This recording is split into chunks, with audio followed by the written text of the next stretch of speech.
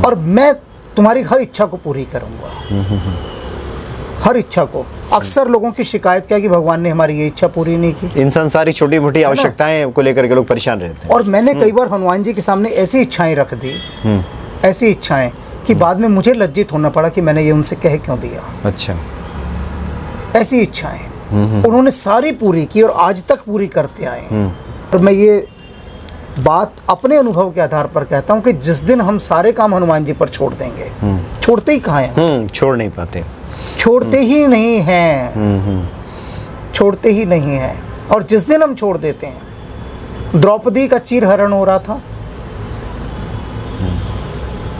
वनवास के काल में मिलने आते हैं कृष्ण। द्रौपदी कहती है प्रश्न पूछना है सखा, कहती है पूछो। कहते हैं कि तुम इतने देर से क्यों आए? वो मेरा वस्त्र पे वस्त्र उतारे जा रहा था और तुम तब आए जब अंतिम वस्त्र उतरने वाला था।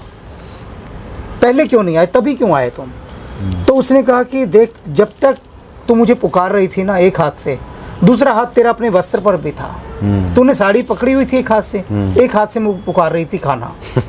कृष्ण, मेरे कृष्ण, एक हाथ से तूने अपने को भी पकड़ा हुआ था कि मैं बचा लूं, और जब तूने लगा अब कुछ नहीं हो सकता, तेरे दोनों हाथ उठ गए कि कृष्ण,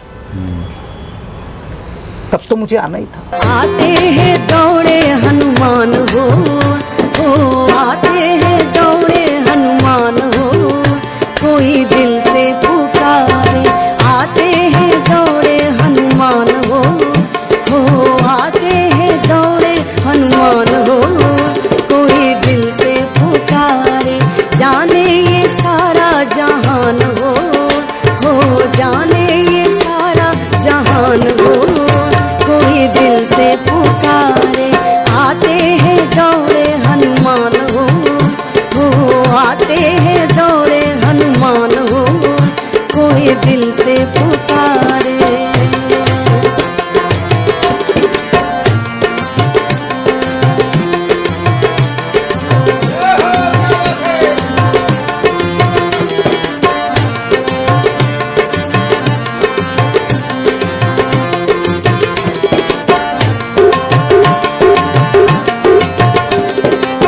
राम दूत हैं सबके प्यारे, दीन दुखी के हैं रखवारे। जय सिया राम।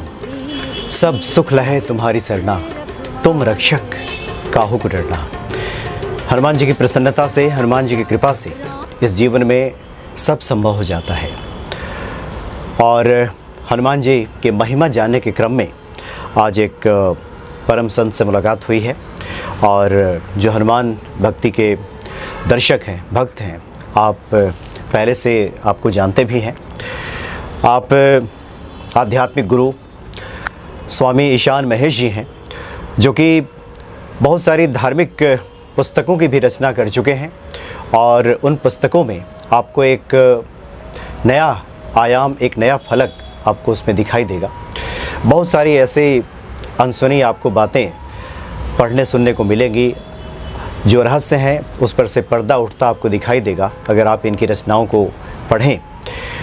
तो हम हनुमान जी की महिमा को लेकर आपसे बातचीत करेंगे, लेकिन सबसे पहली जिज्ञासा भक्तों के मन में, दर्शकों के मन में आपको देखने के बाद, सुनने के बाद ये रहती है कि संसार में व्यक्ति को आकर्षित हो जाने के लिए, आकर्षण में फंस जाने के लिए बहुत सारी ऐसी चीज़ें हैं, लेकिन ईश्वर के प्रति वो खुद को आकर्षित महसूस कर रहा हो, इस यात्रा पे चल पड़ा हो, तो ये किसी प्रयास से संभव है या उसे ईश्वर की कृपा है? सबसे पहले तो मैं आपकी आरंभिक बात में थोड़ा संशोधन करना चाहूँगा। जी जी जी।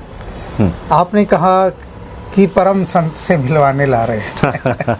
जी। कहाँ के परम संत? मैं एक सामान्य गृहस्थ व्यक्ति हूँ, तो परम संत जो हैं वो मैंने देखे हैं। और कहते हैं ना, जब ऊंट पहाड़ के नीचे आता है तब उसे पता लगता है कि वास्तव में उसका अस्तित्व क्या है, उसकी बिसात क्या है, उसकी औकात क्या है। तो जिन परम संतों के श्री चरणों में मैं रहा, उनमें रहने के बाद ये सुनना भी कि मैं परम संत हूँ, थोड़ा भीतर संकोच का एक। और दूसरा, आपने कहा मैं आध्यात्मिक गुरु हूँ। आध्यात्मिक गुरु तो हनुमान जी हैं। अच्छा। मैं तो जैसे कहते हैं ना कि वो रामदूत हैं, मैं हनुमान दूत हूँ। आपका जो प्रश्न है अब मैं उस पर बात करता हूँ। नहीं, उसके पहले हम चूंकि भक्तों की तरफ से ही आपको लेके बहुत सारी जिज्ञासाएं पहले से आती रही हैं जी। भक्तों का ही आग्रह था कि आपसे बातचीत हो, क्योंकि आपकी जिसको कहते हैं तापस वेश विशेष उदासी, वेश तो तपस्वी का है आपका, और आपसे बातचीत किया जाए, आपकी रचनाओं को पढ़ा जाए, आपके वक्तव्यों को सुना जाए, तो उस उदासीन अवस्था का भी बोध होता है। इसलिए क्यों ना आपको संत मान लिया जाए। ये जो कहते हैं ना, जाकी रही भावना जैसी, मुझे तो फिर वही कहना होगा। हाँ। है ना जी। तो ये तो जाकी रही भावना जैसी वाली बात है।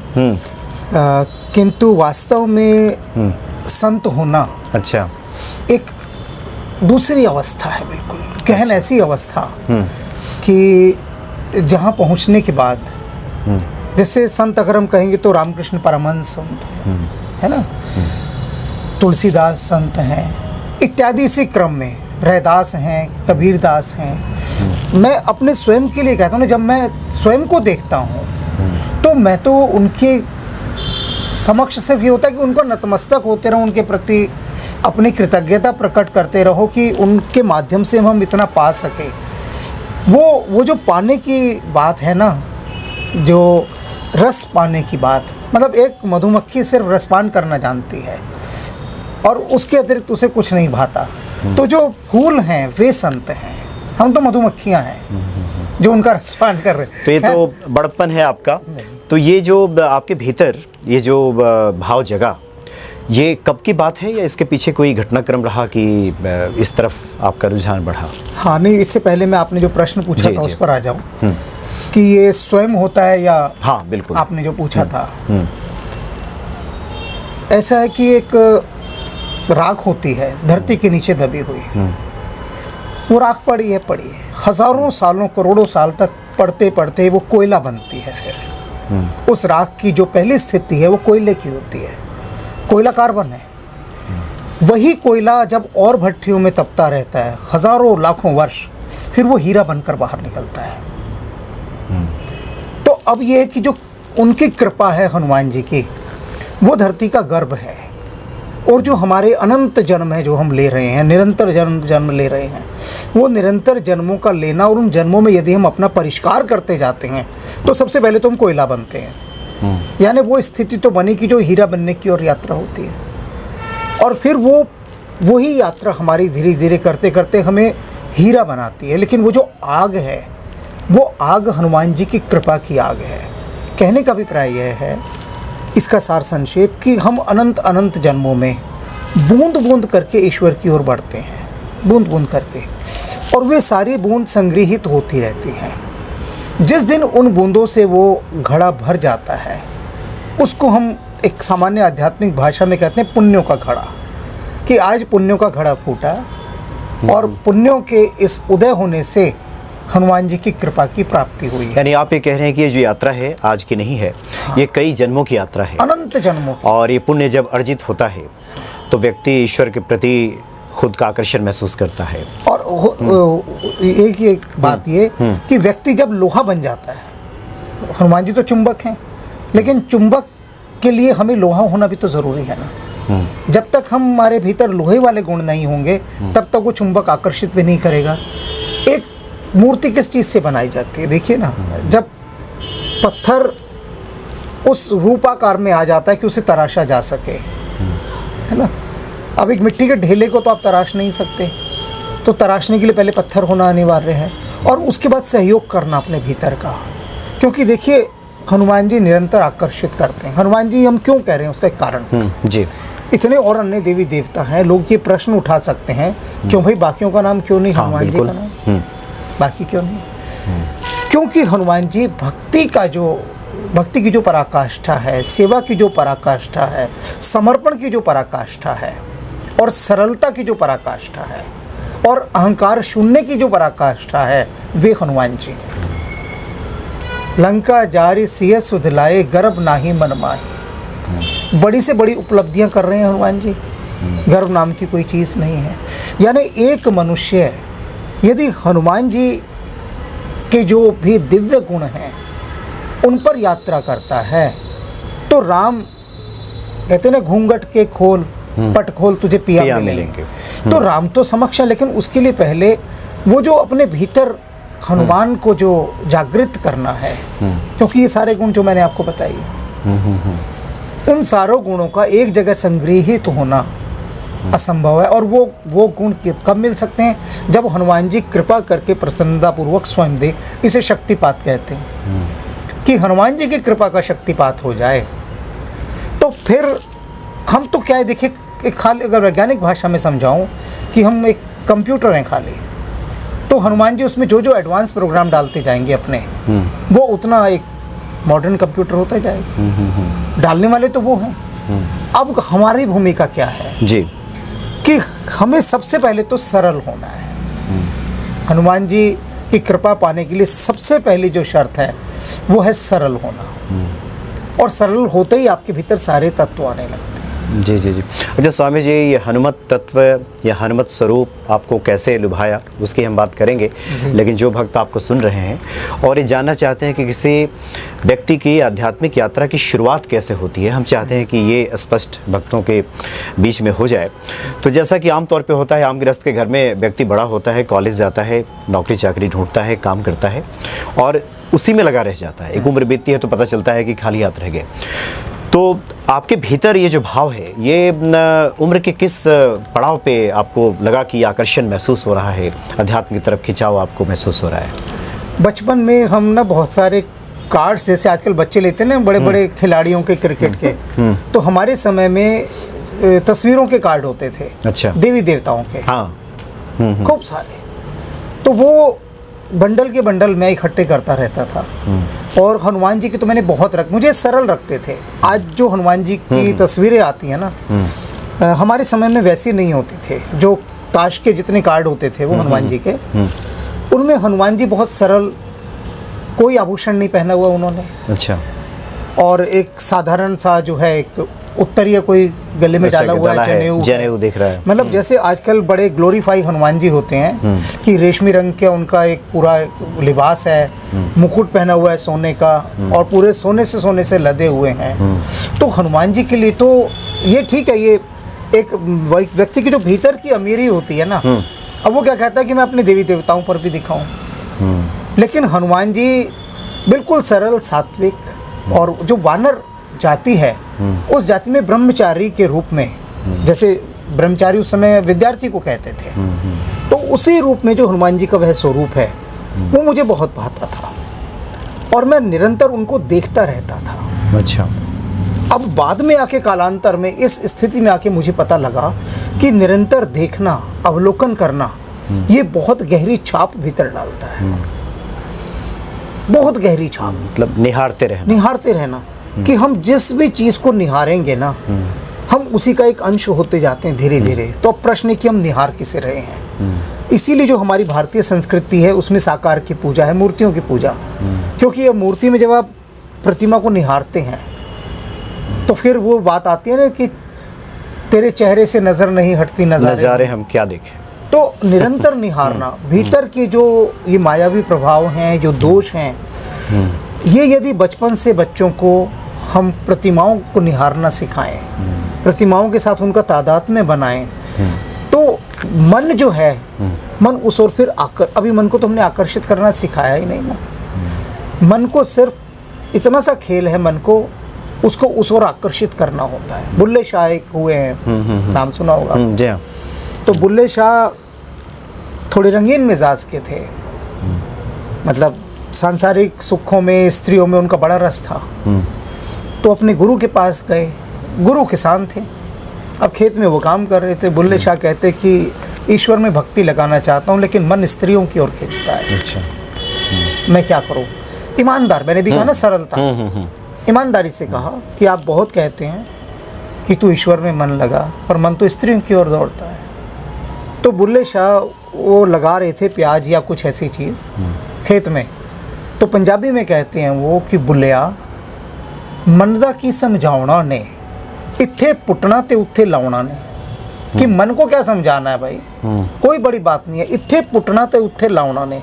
यानी एक पौधा आपने यहाँ से उखाड़ा तो वहाँ लगा देना, वहाँ लगा दिया।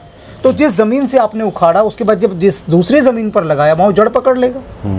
तो आपने सांसारिक भूमि पर जो अपने मन रूपी पौधे को लगाया हुआ है, कुछ नहीं करना, वहाँ से उखाड़ के भक्ति की भूमि पर लगा देना, वो वहाँ जड़ पकड़ लेगा। सिर्फ स्थानांतरण करना है। स्थानांतरण करना है। और वही स्थानांतरण की कीमिया वही तो नहीं आती लोग। मन चलायमान है, मन कहीं चलायमान टिकता नहीं है। तो बचपन से ही मैं बच्चों, जो अभी साधक लोग जुड़े हैं, उनसे मैं कहता हूँ कि बचपन से अपने बच्चों को यदि आपने अध्यात्म की ओर नहीं प्रेरित किया, नहीं आकर्षित किया, तो बाद में तो वो मन जो है बेलगाम घोड़ा हो चुका होगा। और बेलगाम घोड़े पर लगाम डालना असंभव होता है, दुष्कर कार्य है, बहुत ही दुष्कर जी। उसको डालना, फिर ट्रेन करना, सारी चीज़ बहुत। तो ये स्वतः ही बाल्यावस्था में आपका ध्यान स्वतः ही इस तरफ जाता था, हालांकि वो जी। खींच रहे थे दर्शन, वही खींच रहे थे, इसलिए वही प्रेरित भी कर रहे थे। विवेकानंद ने साफ कह दिया था रामकृष्ण परमहंस को कि ये जो काम कहते हो ना तुम, ये मुझे नहीं करने। वो कहते थे तुझे कुछ बड़े काम करने हैं, वो कहते मुझे कोई काम नहीं करना, मैं सिर्फ आपके पास आता हूँ, बातें करता हूँ, इससे ज़्यादा कुछ नहीं। बड़े वो ब्लंटली बात करते थे उनसे। अच्छा। तो रामकृष्ण परमहंस एक दिन कहते कि बात सुन, बीच में उन्होंने गाली भी दी उसे, वो गाली दिया करते थे अक्सर। मैं बात सुन, तू होता कौन है माँ के काम को मना करने वाला? वो हाथ पकड़ के तेरे से काम कराएगी और तुझे करना पड़ेगा। बाद में अंतिम अवस्था में विवेकानंद कहते हैं कि आज मैं उस रहस्य को जान पा रहा हूँ। आज विवेकानंद जैसा इतना बड़ा स्कॉलर उस युग का, और विवेकानंद को एक क्लर्क तक की नौकरी नहीं मिली। सोच सकते हैं आप क्यों? क्योंकि कोई दिव्य शक्ति पीछे लगी हुई थी, किसी अन्य कार्य के लिए उनका आगमन इस धरा पे हुआ। तो यही होता है कि हमें अपने भीतर निरंतर, क्योंकि हम उसी मूल स्रोत से जुड़े हैं। अभी क्या है, इस चीज का, इस बात का मंडन करने के लिए, इसकी स्थापना करने के लिए हमारे पास समाज में लोग भी तो नहीं है। अच्छा स्वामी जी, जो कार्य आपके साथ स्वतः हुआ, क्योंकि ये तो स्वतः स्फूर्त था, ठीक है, उस तरह के पत्ते आते थे, आपने देखा हनुमान जी के प्रति आप आकर्षित हुए। बहुत सारे आपके बालपन का था। हाँ, आप बहुत सारे ऐसे बच्चे होंगे उस वय के जिनका आकर्षण नहीं भी होगा। तो क्या ये कहा जा सकता है कि प्रयासों के तहत, अगर जो आज के लोग हैं अपने बच्चों को एक प्रयासों के तहत अगर आकर्षित कराएं तो ये संभव है, या फिर बात वही आ जाती है कि कोई पूर्व का संस्कार है जो आपको आकर्षित करा रहा था? अब ये बात है ना, ये जो प्रयास किए जाएंगे, ये प्रयास भी तो संस्कार में उसमें जुड़ेंगे। अगर ये प्रयास, हम एक बलपूर्वक प्रयास करते हैं किसी को ले जाने का बचपन से। अब एक बच्चा जिस घर में रहता है, मान लीजिए वो शाकाहारी घर है जी, तो निश्चित रूप से कि वो बच्चा मांसाहार नहीं करेगा, स्वाभाविक है, क्योंकि परिवार ने संस्कार दिया। वो नहीं कर रहा। जो मांसाहारी है वो स्वाभाविक रूप से करेगा, तो उसको वो स्वभावगत चीज़ दी गई है ना, परिवार की ओर से वो स्वभावगत दी गई। तो ये दायित्व है कि भक्ति भी स्वभावगत देनी चाहिए। अब वो नहीं ले पा रहा, कोई बात नहीं, किंतु वो बीज रूप में अवस्थित रहती है भीतर, नष्ट नहीं होती भक्ति। जितना भी भक्ति का अंश उसने सुना, पाया, या जो भी कुछ किया, चाहे बेमन से किया, लेकिन फिर भी वो उसके साथ संयुक्त रहा। अब वो उतना हिस्सा उसके बीज रूप में आ गया। एक व्यक्ति काम पर गया, वो बेमन से काम कर रहा है, लेकिन वेतन तो उसे मिल रहा है ना। एक बहुत मन से काम कर रहा है, पूरी निष्ठा से काम कर रहा है, वेतन उसे भी मिल रहा है। तो वो भक्ति का जो अंश है वो तो सब मिलेगा। ये बात अलग है, जिसने पूरी निष्ठा से काम किया उसका आत्मिक विकास भी होगा। तो वह जो व्यक्ति है जो बेमन से भी भक्ति कर रहा है, उसकी भक्ति देर से फलीभूत होगी ज़रूर, क्योंकि वो अंश जुड़ तो रहे हैं ना थोड़े थोड़े। एक बीज है, उसको उसने अच्छी भूमि नहीं दी तो वो उगा नहीं। उपजाऊ भूमि अगर मिल गई उस बीज को तो वो जल्दी, ये सारे बीजों का खेल है। हम भक्ति के अपने बीज को कहाँ बो रहे हैं, सबसे बड़ी बात है। ये हमारा शरीर एक भूमि है और ये भक्ति एक बीज है। अब है कि आप बीज कहाँ, अगर आप हृदय में बीज को बो रहे हैं तो हृदय की तो भूमि बड़ी नरम होती है जी, हर समय विगलित रहती है, हर समय उसमें से अश्रुओं की भाप उठती रहती है। तो वो तो जल्दी बीज को अंकुरित, पल्लवित, पुष्पित और फलीभूत कर देगी। तो ये बचपन की यात्रा फिर जब आगे बढ़ी जी, और फिर आप किशोरावस्था से युवावस्था की तरफ आए, तो उसके बाद जैसे कि जानकारी आपके बारे में भक्तों को है कि आपने बहुत सारा समय हिमालयन क्षेत्रों में भी व्यतीत किया है, बहुत सारे साधु संतों की संगत भी आपने की है। तो फिर इस यात्रा की शुरुआत कैसे हुई? जो कि आमतौर पे इसलिए हम जानना चाह रहे हैं कि गृहस्थों के घर में तो यही होता है कि बच्चे बड़े होते हैं, उनसे नौकरी चाकरी में लगते हैं, शादी ब्याह होता है और इस सांसारिक कार्यों में लिप्त हो जाते हैं। तो ये जो बचपन का भाव है ये आगे भी चलता रहा और ये कैसे रूपांतरित हुआ आपकी उस तरफ आप निकल गए? भीतर ना एक वैराग्य का जन्म हुआ था स्वतः ही, और उसको जो मैं स्वतः शब्द दे रहा हूँ ये दरअसल दैविक प्रेरणा ही होती है कि हनुमान जी की प्रेरणा से जो भीतर एक वैराग्य जगह ना, जिसको हम कहते हैं कि वैक्यूम क्रिएट होना, शून्य एक पैदा होना, जैसे भगवान बुद्ध के जीवन में हुआ था। तो लगा कि नहीं, कुछ प्यास है ऐसी कि उसके लिए जल नहीं मिल पा रहा, वो जल चाहिए। खोजने निकले, हिमालय के कई योगियों के पास बैठे और संयोग ये रहा, मैं कह रहा हूँ ना, हनुमान जी की कृपा। तो कि एक बार फिर से हम रोकेंगे, दिल्ली से यात्रा आपकी हिमालय की तरफ गई। दिल्ली में ही रहते थे आप? अच्छा, यहाँ से आप हिमालय की तरफ निकले और ये भी विचार बन गया था, एक बार घर भी छोड़ दिया था। तो इसके लिए कोई सहायक बना, कोई गुरु मिले, कोई मार्गदर्शक मिले, कैसे गए? कुछ नहीं, बस अकेले ही निकल गए। जैसे होता है ना, निकल गया आदमी घर छोड़। अच्छा, निकल गए घर छोड़ कर। अच्छा। तो घर से मैं यही कहकर गया था कि मैं गाँव जा रहा हूँ। तो उनको लगा स्वाभाविक रूप से ये जाता ही रहता है गाँव, तो गाँव गया होगा। पर मैं घर त्याग कर चला गया था। किसी को पता नहीं था। तो जो मुझे मिले उन्होंने कहा किस लिए आए हो? तो मैंने कहा कि ईश्वर की खोज में आया हूँ। तो कहते यहाँ हिमालय में ईश्वर पड़ा है क्या? एक ने मुझे बड़े कठोर उससे डांटा। अच्छा। उनका क्या करते हो? मैंने कहा पढ़ रहा हूँ। तो उनका वापस जाओ, शिक्षा प्राप्त करो। और उसने जो उदाहरण दिया, कहते हनुमान जी भी विभिन्न आश्रमों में जाके शिक्षा प्राप्त करते थे। उस समय वानर जाति में उनसे बड़ा विद्वान कोई था नहीं, क्योंकि उन्होंने इतने आश्रमों में जाकर शिक्षा प्राप्त की थी। और उसने जो कठोरता से डांटा कि घर छोड़ने से कोई ईश्वर मिलता है? संसार में रहो, जगत में रहो, विद्या अध्ययन करो, जीवन को अनुभव करो और लौट लौट कर यहाँ आते रहो। और घर त्यागने की बात कभी सोचना मत, आते रहो। लेकिन अच्छा, अगली बार तो वो खैर कभी मिले ही नहीं, दूसरे मिले कोई और। संयोग रहा जितने भी मुझे मिले, इसको मैं कह रहा हूँ शायद वो हनुमान जी ने ही उनके भीतर प्रेरणा डाली थी। एक ने भी ये नहीं कहा कि अच्छा घर छोड़कर आ गए, हमारे आश्रम में रहो। सामान्यतः ऐसा नहीं होता। आप आज भी कहीं किसी आश्रम में चले जाइए और कहिए जी मैं हमेशा आपकी यहाँ सेवा में रहना चाहता हूँ, वो कहेगा बच्चा रहो रहो बच्चा, ये करो वो करो, बच्चे को वो वहीं ठहरा लेंगे। तो साधु सन्यासी से जो डरने का एक बहुत बड़ा कारण भी रहा लोगों का कि बच्चे को वहीं ठहरा लेते हैं। लेकिन मुझे जो मिले सबने कहा नहीं, एस्केपिस्ट नहीं बनना, पलायन नहीं करना, वहीं रहो, संसार के मध्य रहो। और एक पंक्ति कही उन्होंने, एक ने तो वो रामधारी सिंह दिनकर की थी कि जगत में जलती देख पंचाग्नि। ये 5 प्रकार की आग संसार में जल रही है। जगत में जलती देख पंचाग्नि, निकल भागता योगी, धुनी बनाकर उसे तापता अनासक्त रस भोगी। संसार में रहो, संसार के मध्य रहो और उनसे अप्रभावित रहो। ये सबसे बड़ा योग है। और वहीं रहकर हनुमान जी के जो कार्य हैं वो तुम्हें करने हैं। अच्छा, वहीं रहकर, उनके मध्य रहकर। और इसीलिए जब आपसे मेरी बात हो रही तो मैंने क्या कहा, मैं किसी से नहीं मिलता, यही बात हुई ना? बिल्कुल, कि अपने इस एकांत में रहता हूँ। ये मेरे एक समझ लीजिए हिमालय का क्षेत्र है ये, कि जहाँ से मुझे कहीं नहीं जाना, किसी से कोई नहीं मिलना, क्योंकि मिलने जैसा कुछ भी नहीं है। हम जब भी मिलते हैं कोई अनावश्यक ही चर्चा करते हैं संसार में।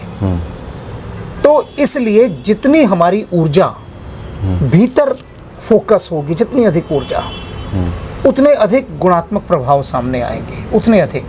अभी हमारी मनुष्य की ऊर्जा विक्षिप्त है, 10 दिशाओं में फैली हुई है। इस कारण से सकारात्मक परिणाम भक्ति के भी नहीं निकल पाते, ईश्वरीय यात्रा क्यों नहीं हो पाती?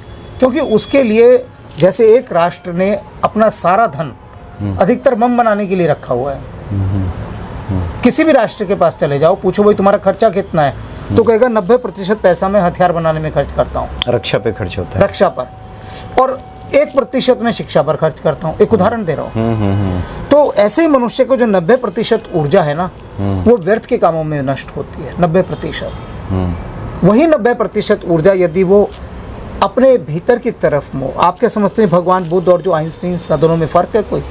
इतना फ़र्क है कि उसकी ऊर्जा बाहर गई, बुद्ध की ऊर्जा भीतर गई। तो ऊर्जा का खेल है, आप ऊर्जा को बाहर ले जाना चाहते हैं या भीतर, और भीतर ले जाना चाहते हैं तो फिर आपको अपने को संसार से बिल्कुल एक तरह से रसहीन हो जाना पड़ेगा। उसमें जब आपका रस नहीं रहेगा तो भीतर की रसधार चलेगी।